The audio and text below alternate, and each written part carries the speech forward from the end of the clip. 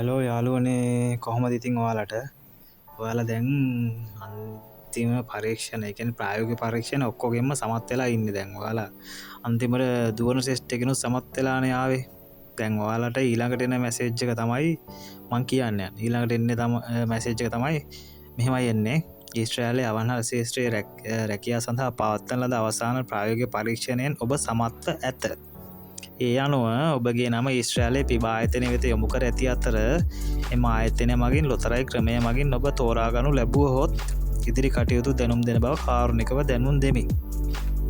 ඔන්න මේ ඊට පස්සේ දැන් ඔයාලා ඔක්කොම පරීක්ෂණ සමත් වුණාට පස්සේ ඔයාලව දානවා පිබා ආයතනයේ ලොතරැයි ක්‍රමවේදයකට. ඒක ඒ කට්ටිය මේ යාළගේ ක්‍රමවේදයක්. ඉතින් ඊශ්‍රායලයේ පිබා ආයතනයෙන් තමයි ඒක කරන්නේ. ඒක ඉතින් තමන්ගේ වාසනාව අනුව තමයි ඉතින් එක කැරකෙන්නේ අපිට ඉතින් කියන්න බෑ කවුරුත් ඕකට ඉතින් මේ පුෂ් කරන්න එක තමන්ගේ වාසනාව අනුව තමයි ඉතින් ලොතරැයි ක්‍රමයෙන් ඔයාලව තීරලා එන්නේ ඊට පස්සේ ඔයාලා දැන් ලොතරැයි ක්‍රමවේදයෙන් තේරුණා කියන්නකෝ සතියක් වගේ ඇද්දි ඔන්න තව මැසේජ් එකක් එනවා ඊට පස්සේ එන්නේ ඊශ්‍රායලයේ පිබා ආයතනය මගින් අවන්හල් ශාස්ත්‍රය සඳහා සිදු කරන ලද ලොතරැයි දිනුම් මැදීමෙන් ඔබව තේරීපත් වී ඇති බව සතුටින් දන්වා සිටිමු ඊට පස්සේ ශ්‍රී ලංකා පොලිස් දෙපාර්තමේන්තුව වගේ නිකුත් කරන ජාතික පොලිස් නිෂ්කාශන වාර්තාව මේක ගන්න ඕනේ ඔන්ලයින් ක්‍රමය මගින් අපි නිකන් ගමේ පොලිසියෙන් ගන්න මේ පොලිස් වාර්තාව නෙමෙයි මේක අපි තම ඔයාලට තනියෙන් ගන්න පුළුවන් ෆෝන් එකෙන් ඇප්ලයි කරලා හරි ඊට වැඩිය හොඳම ක්‍රමය තමයි ඔයා කමියුනිකේෂන් එකට ගිහලා කිව්වනම් මේ ඒ කට්ටිය දන්නවා මේක කරන්න ඕනේ විදිය මෙම ඊශ්‍රායලයේ යන්න මෙහෙම පොලිස් වාර්තාව ගන්න ඕනේ මේ මැසේජ් එක පෙන්නපුවාම ඒ කට්ටිය ඒක හරියට කරලා දෙයි. ඒක මැසේජ් එකේ තියෙනවා ඒක ඔන්ලයින් ක්‍රමයෙන් මගින් ගන්න ඕනේ කියලා. ඊට පස්සේ ඒක එය the embassy of the Israel New Delhi India යනුවෙන් ආමන්ත්‍රණය කළ යුතු අතර එහි කාල සීමාව ඔබගේ උපන්දිනයේ සිට ආයුධම් කරන දිනය දක්වා වන කාල සීමාව විය යුතුයි.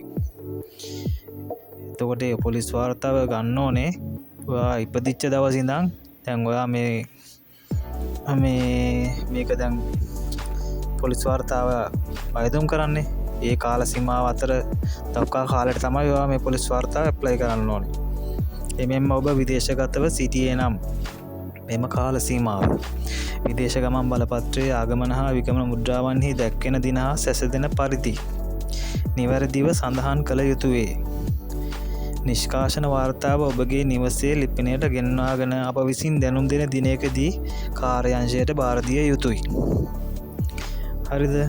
දැන් මේ පොලිස් වාර්තාව දැන් මේ ඇප්ලයි කරාට පස්සේ කොහොමත් සති දෙකක් වගේ යනවා පොලිස් වාර්තාව එන්න සති දෙකක් වගේ ඉස්සෙල්ලාම ඔන්ලයින් ඇප්ලයි කරපුවාම ඒක ගමේ පොලිසියට දැනුම් කොළමේ හෙඩ් ක්වාටර්ස් වලින් දැනුම් දෙනවා. පස්සේ ගමේ පොලිසියත් ඉන්ක්වයරි එකක් යනවා ගිහිල්ලා තමයි ඊට පස්සේ අපේ විස්තර එහෙට යවුවට පස්සේ තව ආයතන වලින් මේ අපේ විස්තර ගන්නවා එහෙම කරලා තමයි ඔයාලට පොලිස් රිපෝට් එක ඊට පස්සේ ඒ කට්ටිය මේල් කරනවා. ඒ කියන්නේ ගෙදරටම රෙජිස්ටර් කරලා එවනවා.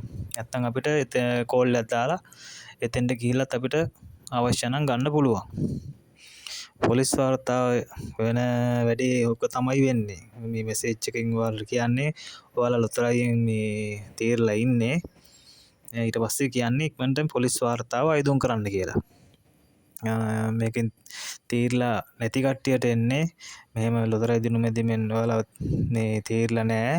ඔයාලා ඊළඟ ලොතරැයි දිනුම් මැදීමට යොමු කරලා තියෙනවා කියලා තමයි සාමාන්‍යයෙන් මේ මෙහෙම ලොතරැයි දිනුම් මැදීමෙන් තීරිච්ච නැති කට්ටියට එන්නේ. අපි ඊළඟට බලමු ඊළඟ මැසේජ් එකෙන් ඔයාලට මොකක්ද එන්නේ කියලා ඊළඟ වීඩියෝ එකෙන්. හරි.